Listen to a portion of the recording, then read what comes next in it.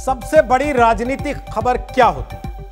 कोई रैली, कोई बयान, कोई विवाद? नहीं, सबसे बड़ी राजनीतिक खबर होती है जनता के मुद्दे, वो मुद्दे जिनके आधार पर पार्टियां वोट लेकर सरकार बनाती है, वो मुद्दे जिनके पूरे ना होने पर सरकारों की सत्ता से विदाई भी हो जाती है। आम आदमी के हक की ऐसी ही सबसे बड़ी राजनीतिक खबरों पर आज तक हर रात 10 बजे दस्तक देता है। नमस्कार, मैं रोहित सरदाना आपका स्वागत करता हूं। आज दस्तक देकर हम पूछेंगे कि क्या जनता अब यही दुआ करे कि काश हर दिन चुनाव होते तो तेल की महंगाई पर ब्रेक लग जाती।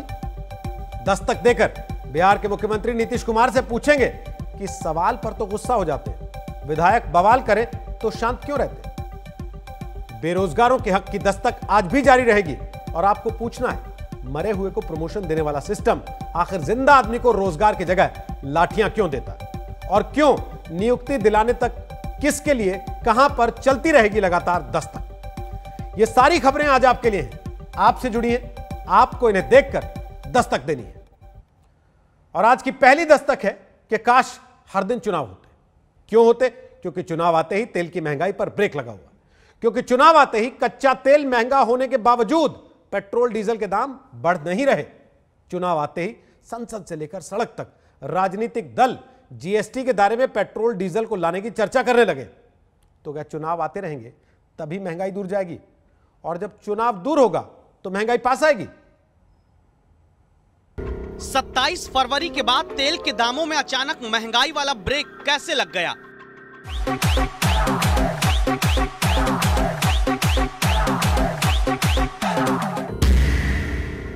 कच्चा तेल महंगा होने पर भी 10 दिन से पेट्रोल डीजल के दाम क्यों नहीं बढ़ रहे? साल के पहले 58 दिन में हर दूसरे दिन तेल महंगा होता रहा।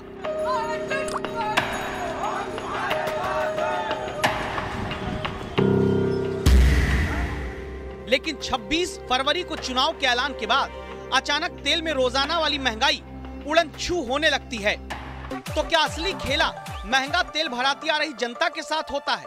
क्योंकि जब पेट्रोल डीजल लगातार महंगा होता जाता रहा तो हालत ये पहुंच गई कि इस साल 1 जनवरी से 27 फरवरी के बीच 58 दिनों में 26 बार पेट्रोल डीजल के दाम बढ़े, 32 दिन दाम जस के तस रहे और जीरो यानी एक भी दिन ऐसा नहीं था जब पेट्रोल डीजल के दाम घटे हो। और इस तरह जब 27 फरवरी तक पेट्रोल का दाम औसत 90 रुपए के पार और 100 रुपए के करीब और डीजल की कीमत लगभग 80 रुपए के पार पहुंच गई, तो दाम बढ़ने पर हर बार अंतर्राष्ट्रीय बाजार में कच्चे तेल की कीमतों का हवाला देकर मंत्रियों ने पल्ला झाड़ा। एक, कोरोना के कारण उत्पादन में कटौती हुई थी। उत्पादनकारी देश तेल उत्पादन कम किए थे। उन दिनों में तेल उत्पादन कम करने का प्रमुख कारण था आवश्यकता नहीं थी, डिमांड नहीं थी। अभी जैसे 2021 की जनवरी फरवरी में डिमांड स्वाभाविक हो गया है, उस आवश्यकता को पूरा करने के लिए उत्पादन नहीं हुआ है, प्रोडक्शन नहीं हुआ है। ये एक प्रमुख कारण है। ये हमारे हाथ से बाहर है और इसीलिए हमको जो भी है, हम देख रहे हैं कि डीजल पेट्रोल के दाम अगर बढ़ रहे हैं, कल कम भी हो सकते हैं। ऐसा ये चलता रहता है और इसलिए समय समय पर अंतर्राष्ट्रीय मार्केट पे उतार चढ़ाव अप डाउन होता रहता है और इसलिए अपने नियंत्रण से बाहर है।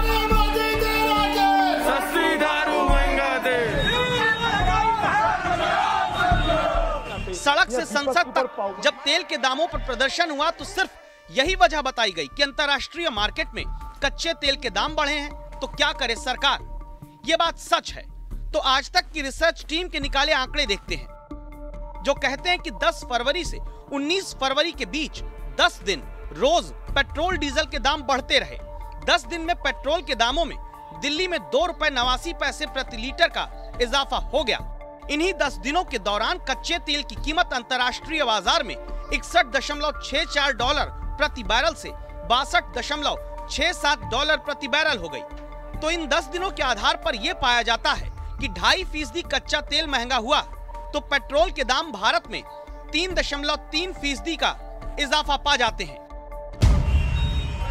लेकिन फिर इसके बाद क्या होता है? इसके बाद दिल्ली समेत देश भर में प्रदर्शन होता है। राजनीतिक दल पेट्रोल डीजल की महंगाई पर सड़क पर आंदोलन करते हैं और सरकार की तरफ से यही लगातार कहा जाता है कि क्या करें, हमारे हाथ में तो है नहीं, अब कच्चा तेल महंगा हो रहा है। खास करके खाड़ी के देशों ने अपना उत्पादन घटा दिया है। तो इन सारे कारणों से अंतर्राष्ट्रीय बाजार में जो मूल्य वृद्धि हुई है, ये सरकार को तेल की कीमत को बढ़ाना पड़ा है। लेकिन केंद्र की सरकार लगातार खाड़ी के देशों के साथ संपर्क में है और मैं उम्मीद करता हूं कि बहुत जल्द तेल के दामों के अंदर गिरावट आएगी। और इसके आगे क्या होता है? 26 फरवरी को चुनाव आयोग की प्रेस कॉन्फ्रेंस होती है। 26 फरवरी को पश्चिम बंगाल, तमिलनाडु, असम समेत 5 राज्यों में चुनाव का ऐलान होता है और फिर 27 फरवरी को एक दिन तेल कंपनियां पेट्रोल डीजल का दाम कुछ पैसे बढ़ाती हैं। लेकिन 27 फरवरी के बाद 9 मार्च तक यानी 10 दिन के दौरान पेट्रोल डीजल के दाम में 1 पैसे का इजाफा नहीं होता। संभव है कि अब आपका भी माथा ठनके और लगे कि चुनावी डंडे झंडे के कारण क्या तेल की महंगाई थम गई। इस वजह को और बल मिलता है जब हम ये पाते हैं कि चुनाव के ऐलान से पहले 10 फरवरी से 19 फरवरी के बीच कच्चा तेल अंतर्राष्ट्रीय बाजार में $1.03 प्रति बैरल महंगा होने पर भारत में पेट्रोलियम कंपनियों ने पेट्रोल का दाम उन्हीं 10 दिन के भीतर ₹2.89 प्रति लीटर तक बढ़ा दिया। लेकिन भारत में 5 राज्यों में विधानसभा चुनाव के ऐलान की तारीख के बाद से 27 फरवरी से 9 मार्च के बीच जब कच्चा तेल $5.60 प्रति बैरल से ज्यादा महंगा पाया जाता है, तब देश में पेट्रोलियम कंपनियां पेट्रोल डीजल के दाम में 1 पैसे का इजाफा नहीं करती। तो क्यों ना कहा जाए कि इलेक्शन पास है तो तेल की महंगाई दूर, या फिर राहत इंदौरी साहब से माफी मांगते हुए कहें कि तेल की महंगाई में रुकाव है क्या, पता करो देश में कहीं चुनाव है क्या। ऐश्वर्या पालीवाल के साथ आनंद पटेल, दिल्ली आज तक।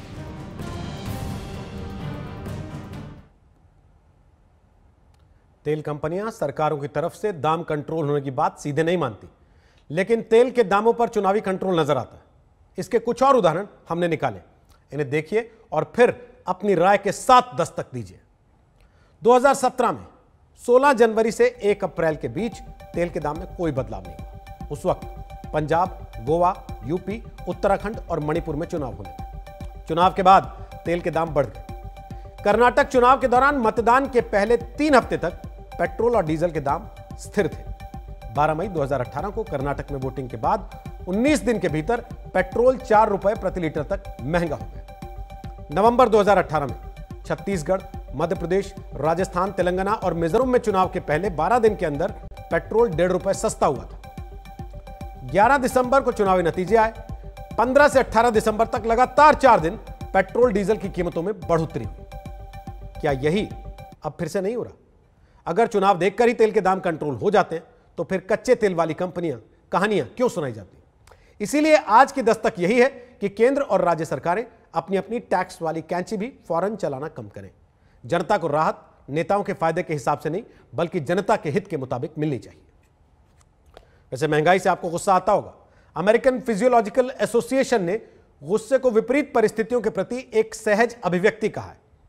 गुस्से को एक तरीके का रस या भाव भी कहा जाता है। कहते हैं गुस्सा उससे आता है जिसे किसी बात का भय हो या धैर्य की कमी से भी कभी कभी गुस्सा आता है। और गुस्से की ये सारी बातें आज आपको बतानी पड़ी इस वजह से कि बिहार के मुख्यमंत्री नीतीश कुमार का चर्चा है। संयमित कहे जाने वाले नीतीश कुमार का गुस्सा कल से राजनीति के गलियारों में ट्रेंड कर रहा है। पूछा जा रहा है कि नियम टूटने पर गुस्सा करने वाले मुख्यमंत्री कानून तोड़ने वाले विधायक पर गुस्सा क्यों नहीं करते? बैठिए, आप क्यों नहीं बताते हैं भाई? अरे भाई हम बोल रहे हैं, बीच में बोलिएगा क्या? ये भी कोई तरीका है? तो क्या बस इसी कारण मंगलवार को बिहार विधानसभा के बाहर आरजेडी के विधायक गले में स्टेथोस्कोप और हाथ में ब्लड प्रेशर नापने की मशीन लेकर आ गए? फोटो छपना चाचा का बीपी नापने के लिए लाया। तेजस्वी यादव की पार्टी के विधायक मुकेश रोशन के मुख्यमंत्री का बीपी नापने के लिए मशीन वाले तंज के पीछे सोमवार का गुस्सा देखते हैं। ये भी कोई तरीका है? आप पूछिएगा। बिहार विधान परिषद में आरजेडी के एमएलसी सुबोध राय ने मंत्री का जवाब पूरा हुए बिना पूरक सवाल पूछा। इस पर नीतीश कुमार की आंखें, भौएं, उंगलियां, त्योरियां सब सदन के भीतर चढ़ गए। सब नए लोग हैं, पूरक एक बार ही जवाब देते हैं लोग। नहीं, इससे पहले बात नहीं, ऐसा आप जरा नियम जानो। हम तो नियम जान ही रहे। बैठिए, तो बैठ ही रहे सर, लेकिन नियम जानिए। आप उन्होंने आप क्यों नहीं बताते हैं भाई? नहीं कैसे महोदय, आप बताते क्यों नहीं है? इस तरह की बात करना है रोज रोज। पूरा पूछा जाता है। मैं नहीं बोलता हूँ, अभी चूंकि उन्होंने प्रश्न पूछा है। अरे भाई हम बोल रहे हैं, बीच में बोलिएगा क्या? माननीय मंत्री, मुख्यमंत्री जी बोल ये रहे भी कोई तरीका है? चुनाव में मंच से सबसे पहले नीतीश कुमार को गुस्सा होते हुए देखा गया। उसके बाद सदन में वो तेजस्वी यादव पर गुस्सा हुए। अपराध के मुद्दे पर जब पत्रकारों ने उनसे सवाल पूछा तो एक बार फिर मुख्यमंत्री तमतमा गए। और अब सदन में नियमों का हवाला देकर जब नीतीश कुमार गुस्सा आए तो एक सवाल खड़ा हुआ। सवाल ये कि क्या मुख्यमंत्री को उस विधायक जी पर गुस्सा नहीं आता है जो अपनी रिवॉल्वर से जनता को ठोक देने की बात करते हैं। हमसे ज्यादा लाठीबाज नहीं था, हमरे सामने में टिकेगा। एक बार लाठी पकड़ लेंगे ना, फिर कितने आदमी को हम झाड़ देंगे। लड़ाकू आदमी तो हम हैं। अब फिर हमारे पास तो रिवॉल्वर रहता है ना, हर वक्त जरूरत पड़ा ठोक देंगे। अब फिर हमारे पास तो रिवॉल्वर रहता है ना, हर वक्त जरूरत पड़ा ठोक देंगे। ये विधायक हैं नीतीश कुमार की पार्टी के ही विधायक, नाम है गोपाल मंडल। रविवार को गोपाल मंडल को ग्रामीणों ने भागलपुर में बंधक बनाया। ग्रामीणों का आरोप था कि जेडीयू विधायक 20 एकड़ जमीन पर कब्जा करने गए थे। आरोप था कि झोला भर बम और बंदूकबाजों को लेकर विधायक पहुंचे थे। गोपाल में कहीं बंधक में जाता। सोमवार को इसी वाक्य पर सवाल हुआ तो पहले विधायक जी ने अपना रुतबा बताया। बंधक का एक जोक है। गोपाल में कहीं बंधक में जाता है, बंधक बन गया तो उसी टाइम मर गया। इसके बाद जेडीयू विधायक ने बताया कि वो किस तरह बिहार में अपराध की विकास दर को बढ़ाने की योजना पर लगातार काम करने की इच्छा रखते हैं। फिर कितने आदमी को हम झाड़ देंगे। हमसे ज्यादा लाठीबाज नहीं था, हमरे सामने में टिकेगा। एक बार लाठी पकड़ लेंगे ना, फिर कितने आदमी को हम झाड़ देंगे। लड़ाकू आदमी तो हम हैं। अब फिर हमारे पास तो रिवॉल्वर रहता है ना, हर वक्त जरूरत पड़ा ठोक देंगे। अब फिर हमारे पास तो रिवॉल्वर रहता है ना, हर वक्त। आक्रोश में खुद गोली चला देने की बात इसके आगे कहकर विधायक गोपाल मंडल ने यह भी बताया कि इनकी ताकत क्या है। अब वो तो तोड़ देंगे, आदमी को तोड़ देंगे तो इसला जमीन क्या है। बैठिए। अब एक सवाल है, अगर नीतीश कुमार को सदन में नियम के विपरीत जाकर बीच में ही पूरक सवाल पूछने वाले विधायक पर गुस्सा आता है तो सदन के बाहर ठोक देंगे कहने वाले विधायक पर क्यों नहीं। फिर हमारे पास तो रिवॉल्वर रहता है ना, जरूरत पड़ा ठोक देंगे। नीतीश कुमार हमेशा से ही संयमित रूप से अपनी बात कहने और रखने वाले नेता माने जाते हैं, लेकिन अगर नीतीश कुमार को अब गुस्सा आ रहा है तो ये गुस्सा सिस्टम को सुधारने के लिए होना चाहिए। वैसे तो गुस्सा करना किसी के लिए भी अच्छी बात नहीं होती है, लेकिन सत्ता संभाल रहे नीतीश कुमार अगर जनता को ठोक देने की धमकी देने वाले और दबंगई दिखाने वाले विधायक पर करें तो इसका लाभ उन्हें भी मिलेगा, समाज को भी और सरकार को भी। भागलपुर से राजीव सिद्धार्थ के साथ रोहित सिंह, पटना आज तक। और इसी बिहार का स्वास्थ्य विभाग हर नागरिक की सेहत के लिए हमेशा फिक्रमंद होने की दलील देता है, लेकिन आज ऐसी कहानी बिहार में सामने आई जिसमें पता चला कि मृतक को पोस्टिंग और प्रमोशन दिया जाता है और जिंदा बेरोजगारों को मिलती है लाठी। इस कहानी को देखिए और समझिए कि आखिर 24 घंटे जनता के लिए मौजूद रहने का दावा करने वाला सिस्टम किस नीम बेहोशी में सोया रहता है।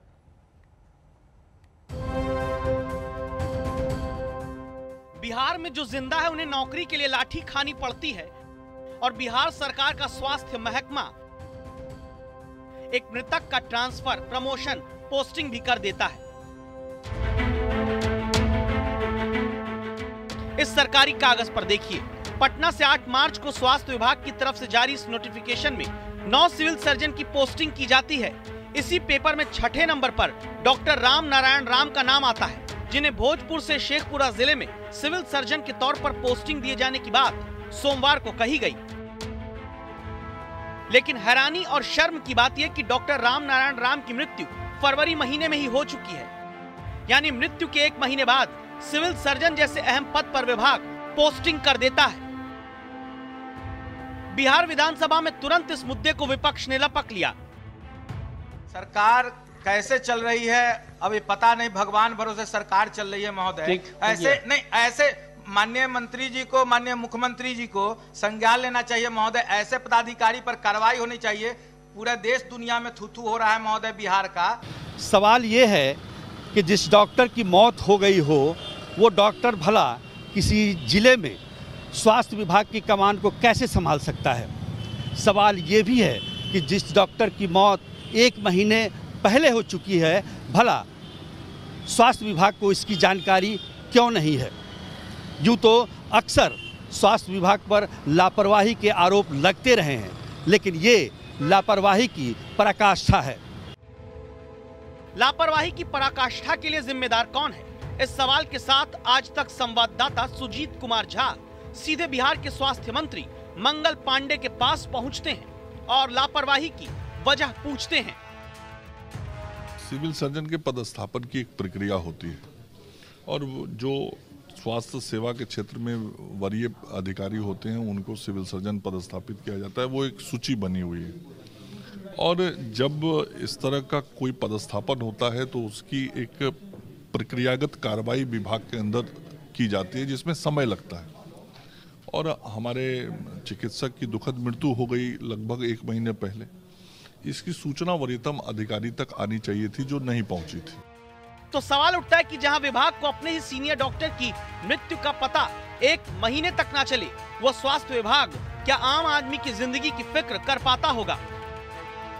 हमारे विभाग के जो संबंधित अधिकारी हैं और सेक्शन अफसर हैं उनसे पूछताछ की गई है कि कैसे ये गलती हुई है और उनसे पूछताछ के बाद जब उनका जवाब आएगा तो आगे हम लोग उसको देखेंगे। ये लापरवाही बेरोजगारों के जख्मों पर नमक छिड़कने जैसी है। जो नौजवान पटना की सड़क पर नौकरी की तलाश में लाठियां खाते हैं, पुलिस के डर से नाले में कूदने को मजबूर होते हैं, वो तो दस्तक देकर पूछेंगे ही मृतक को पोस्टिंग देने वाला सिस्टम जिंदा बेरोजगार को खदेड़ता क्यों है? सुजीत कुमार झा, पटना, आज तक। इसीलिए दस्तक देना जरूरी है और जब दस्तक देते हैं तो सरकारें सुनती। जैसे 20,000 से ज्यादा चयनित शिक्षकों की 1 साल से लंबे वक्त से चल रही लड़ाई में आज तक की दस्तक को मध्य प्रदेश में सुना गया।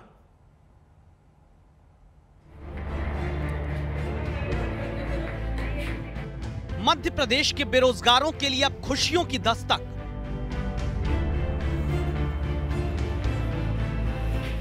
20,000 से ज्यादा चयनित शिक्षकों की नियुक्ति का बंद रास्ता खुलने की दस्तक।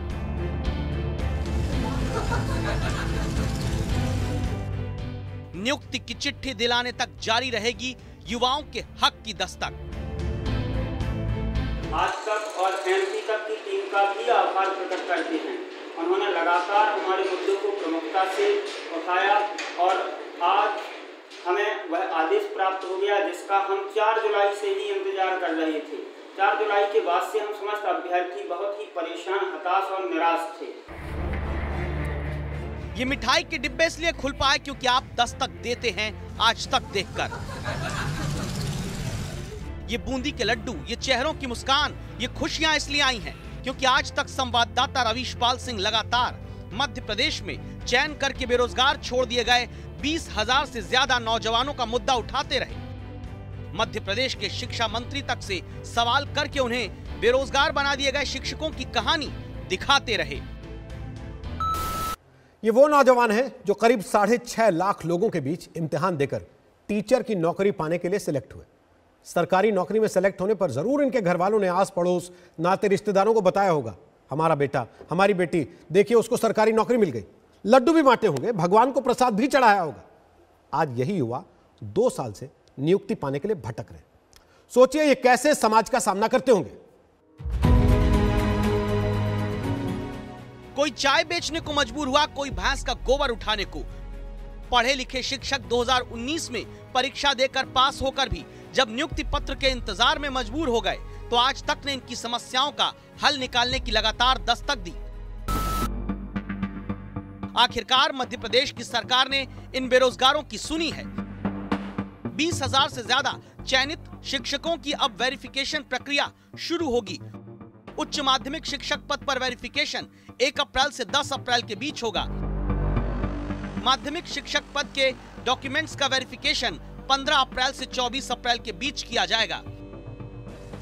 अब एक बड़ी उम्मीद इन चयनित युवाओं की आंखों में जागी है नौकरी की, जिसका नियुक्ति पत्र इनके हाथ आने तक आप दस्तक देखते रहिए, दस्तक देते रहिए।